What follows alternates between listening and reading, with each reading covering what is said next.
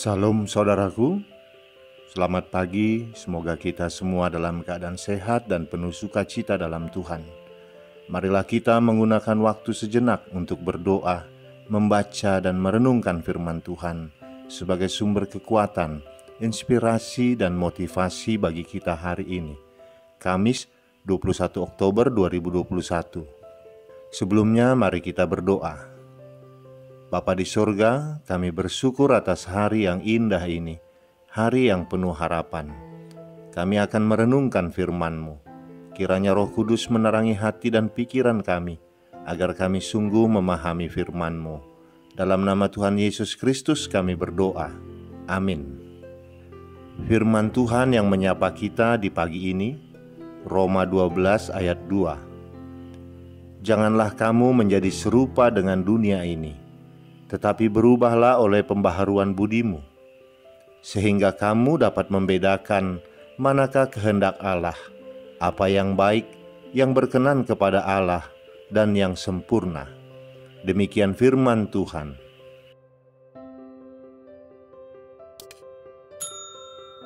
Saudaraku, keberadaan orang Kristen di dunia ini tidak dapat dipisahkan dari lingkungan masyarakat di mana mereka berada.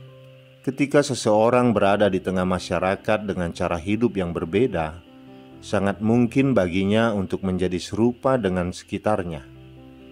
Padahal yang dikehendaki Allah dari keberadaan orang Kristen di dunia adalah agar mereka bisa menjadi terang, bukan mengikuti arus sekitarnya. Rasul Paulus berpesan secara khusus kepada jemaat Roma agar mereka tidak menjadi serupa dengan dunia ini, tetapi berubah oleh pembaharuan budi. Kita sebagai pengikut Kristus tidak boleh menjadi serupa dengan dunia ini yang dikuasai oleh keinginan daging, keinginan mata, dan keangkuhan hidup. Keserupaan dengan dunia akan membuat hidup rohani kita lumpuh dan tidak akan bertumbuh. Itu sebabnya banyak orang Kristen yang tetap saja menjadi bayi rohani meskipun sudah tua. Tuhan menginginkan keserupaan kita bukan menjadi serupa dengan dunia, tetapi menjadi serupa seperti Kristus, menjadi serupa dengan gambarnya.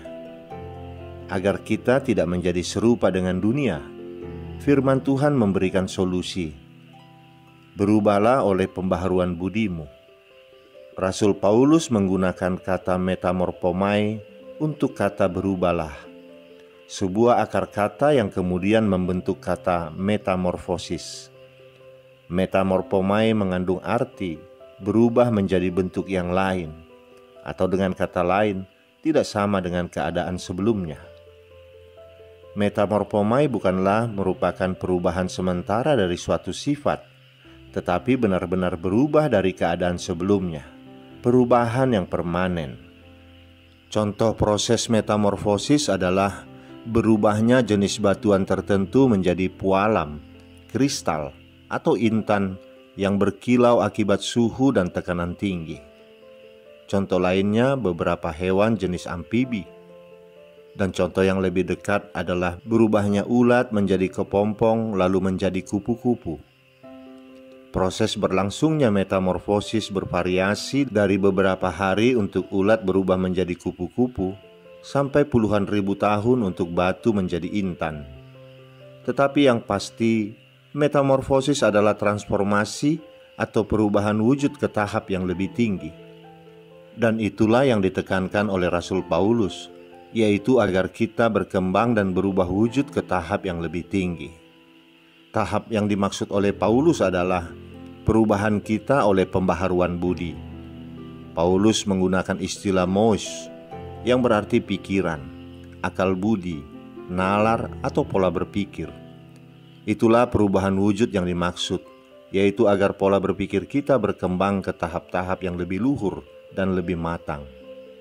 Firman Tuhan menginginkan agar kita terus-menerus berubah menjadi manusia yang tidak sama dengan keadaan semula, manusia yang belum dibaharui, manusia yang berdosa, manusia yang sama dengan manusia duniawi, tetapi menjadi manusia yang serupa dengan Kristus.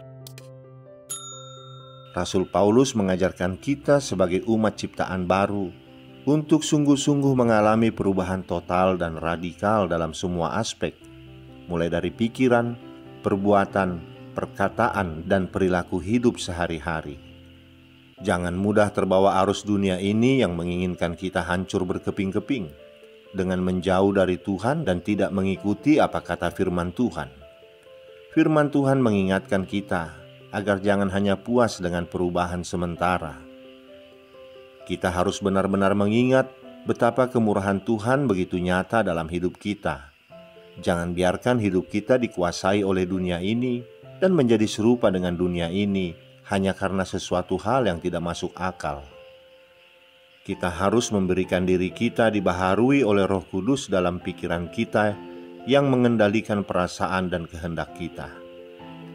Hal itu kita lakukan dengan membaca, merenungkan, dan melakukan firman Tuhan setiap hari, sehingga kita setiap hari mengetahui kesalahan yang harus kita akui, kelakuan yang harus kita ubah, dan kebenaran yang harus kita pegang teguh. Dengan demikian, pikiran, perasaan, dan kehendak kita akan bertumbuh ke arah keserupaan dengan pikiran, perasaan, dan kehendak Tuhan kita Yesus Kristus. Kita akan dapat membedakan manakah kehendak Allah, yakni apa yang baik, yang berkenan kepada Allah, dan yang sempurna. Amin. Kita berdoa. Bapa di surga, kami bersyukur firman-Mu hari ini mengingatkan kami agar kami tidak serupa dengan dunia ini, namun kami berubah oleh pembaharuan budi kami. Melalui tuntunan Roh-Mu yang kudus, kami boleh semakin serupa dengan Yesus Kristus. Dan firman-Mu juga mengingatkan kami agar kami tidak berpuas diri dengan perubahan yang sementara, karena tujuan hidup kami ditebus oleh Tuhan Yesus Kristus, agar kami berubah dari manusia lama menjadi manusia baru. Dan di dalam kemanusiaan baru kami memiliki misi untuk menerangi dunia. Terima kasih Bapa, beri kami kekuatan untuk melakukan semua itu. Dalam nama anak-Mu Tuhan Yesus Kristus kami berdoa. Amin. Selamat beraktivitas saudaraku, Tuhan memberkati. Salam.